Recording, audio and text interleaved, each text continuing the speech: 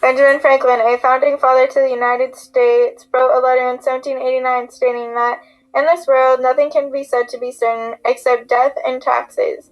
Taxation is a vital piece of our country's social contract. It provides the government with funding to be able to provide life, liberty, and the pursuit of happiness to all citizens. A social contract is a very delicate framework to the financial society, so with a piece missing or being mistreated, such as taxation, the United States of America as a whole could cease to exist." To make sure that taxes were collected equally, the United States government passed laws and regulations to be upheld by the Internal Revenue Service, better known as the IRS. The confronting issue at hand is the ambiguity of laws and regulations passed by Congress that allow for tax loopholes to be found, as well as the inefficiency-founded IRS, which is unable to prevent citizens from evading taxation. As more citizens elude from paying their fair share of taxes to the United States government, the less government is provided with to be able to ensure its citizens their unalienable rights. The question is, how can we fix these critical issues that has created an expanding wealth gap and has hindered the United States government financially? First step that we took was to gain research on the issue at hand from multiple resources. We have found compelling evidence that certain tax loopholes to the United States tax laws and regulations have provided a way for the rich to stay rich without paying their fair share to the federal government. Corporate taxes 60 years ago used to account for about 1/3 of federal revenues, yet as of today only provide for 1/10 of federal revenues. Reason behind these falling numbers is not the amount of corporations, rather the offshore accounts that are considered to have a smaller rate of taxation. It is estimated that there is little more than $2.1 trillion in profits from U.S. corporations that is held in offshore accounts called safe havens.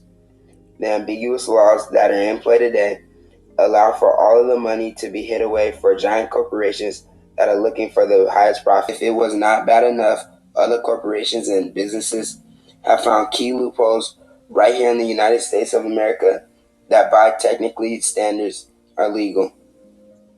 Through these legal tax loopholes, the United States government has been unable to tax a grand total of $90 billion per year.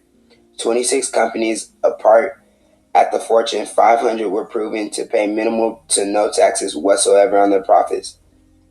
All in all, the government is neglecting funds that are used to provide the country as a whole their unalienable rights. This is creating a social divide in the United States where the good old American dream is just a dream.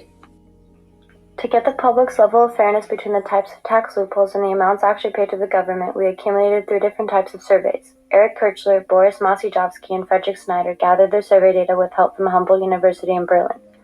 These 3 gentlemen retrieved useful information of the perspective of a businessman towards different types of ways to get out of paying taxes. They brought groups of 4 types of businessmen: fiscal officers, business students, business lawyers, and entrepreneurs. They asked them how fair did they think tax avoidance, tax evasion, and tax on a scale from 1 to 9. Each group seemed to vote virtually alike. The type that seemed least fair to all groups was tax evasion, yet only one group, fiscal officers, ranked it below a 3. This survey helps show that corporations and business people not paying taxes is not an unjust act to America.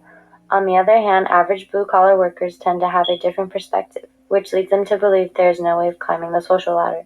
A survey on Gallup was taken for analysis by Cornell University, where they took the population's opinion on social mobility. Only 28% in 2012 thought it even somewhat likely that they would ever be rich. Data from the survey shows that the unfair taxation laws and regulations have hindered the middle and lower class, while stimulating only the select few of the higher class.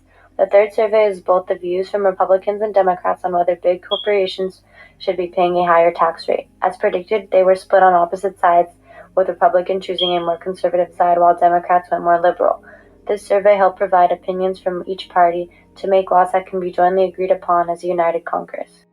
We, the Joint Committee on Taxation, believe that it is in the United States of America's best interest to rewrite old tax laws that were meant to prevent tax avoidance as well as create more.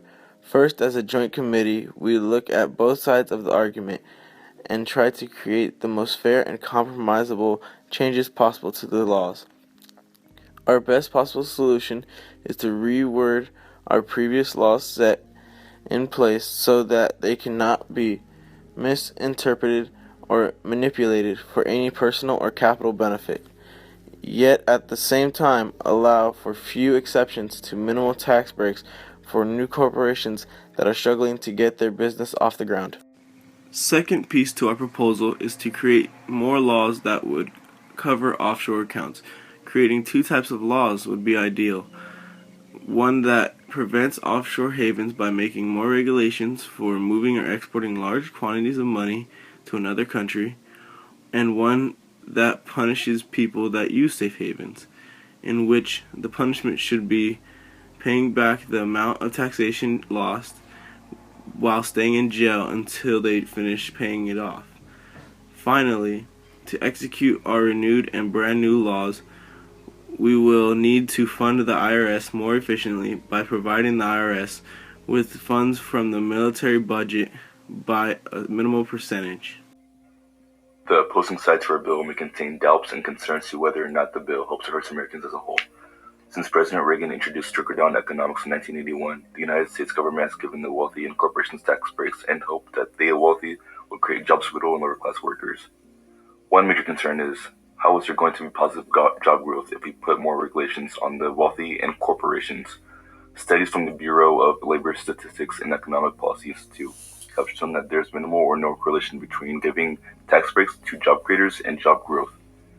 Instead of the wealthy using their riches to stimulate the economy, they are hindering it by letting it sit in their bank accounts. According to the Economic Policy Institution, the income growth from 1997 to 2008 went all to the top 10% of the nation, while the lower 90% saw a decline in income. The statistics speak for themselves, showing that the argument for job creators is flawed with many lies. Another concern is, how much is it going to cost to provide more funding for the IRS, as well as where would it fit in our budget plan? According to the IRS, they currently are in need of an increase of at least $1.9 billion. This $1.9 billion is also creating a little more than 4,000 well-paying jobs for Americans. With the new regulations on tax loopholes and breaks to the United States would be sufficiently funded with an approximately $3 to $4 trillion, a $1 to $2 trillion increase. To provide the IRS with the proper funding for the first year or two, we will cut military spending from $598.49 billion to $596 billion by evacuating our smallest bases that are located in areas that are considered stable and safe to be on their own. Eliminating tax loopholes and breaks, as well as providing more funded to the IRS, is not only good for the United States government, but the majority of all citizens as well. Do not let special interests and corrupt corporations keep you from voting with what is best for the people of the United States. John Locke, an English philosopher of political science, once said, "All men are liable to error, and most men, in many points, by passion or interest, under temptation to it." We, the United States government, may have been incorrect in letting special interests sway our judgment in the past due to temptation of wealth, but we must stand up and vote for the good for the citizens of the United States.